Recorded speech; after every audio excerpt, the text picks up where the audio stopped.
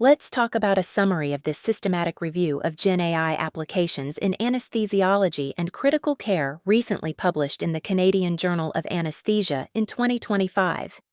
Please do not hesitate to hit the subscribe button. This systematic review evaluates the applications, effectiveness, and limitations of large language models, LLMs, including ChatGPT, GPT-4, GPT 3.5, Google Bard, Gemini, LLAMA, and others, in the fields of anesthesiology and critical care. The key purposes are to understand how LLMs perform in clinical scenarios, to identify their role in education, patient care, and decision support, and to explore their limitations and ethical concerns. There were 4 main application areas. First, intensive care unit. The tasks were predicting clinical outcomes, generating notes, interpreting SOFA scores, managing CRRT alarms. And here are the findings. GPT-4 showed variable performance, close to human clinicians in some predictions, like intubation risk, but weaker in complex prognostication, for example, post-TBI recovery. Biomed Roberta model significantly reduced alert fatigue by more selectively identifying DVT prophylaxis candidates. Claude 2.0 outperformed GPT-4 in neonatal ICU clinical scenario reasoning. Second, patient education tasks, answering FAQs, creating pain leaflets, drafting consent forms. Findings. GPT-4 showed higher empathy than other models, but still fell short of medical accuracy and clarity.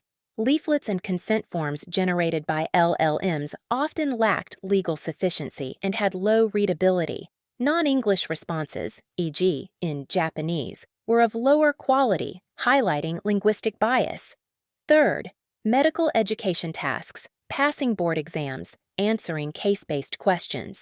Findings. GPT-4 came close but failed the ABA exam 69.4% versus 70% pass mark.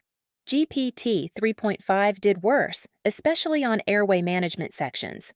Fine-tuned models, e.g. Vicuna V 1.5, showed better clinical accuracy, suggesting benefit of domain-specific tuning, and the last one was perioperative care tasks, ASA scoring, reducing patient anxiety, anticoagulation risk stratification.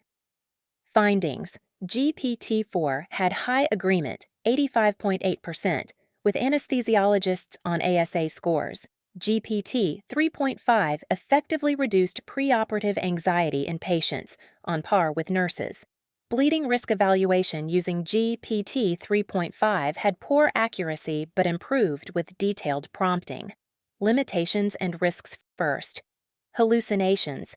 LLMs sometimes produce incorrect yet confident-sounding answers. Examples include wrong advice on anesthetic drugs, misinterpretation of guideline-based care, factual errors in board-style questions.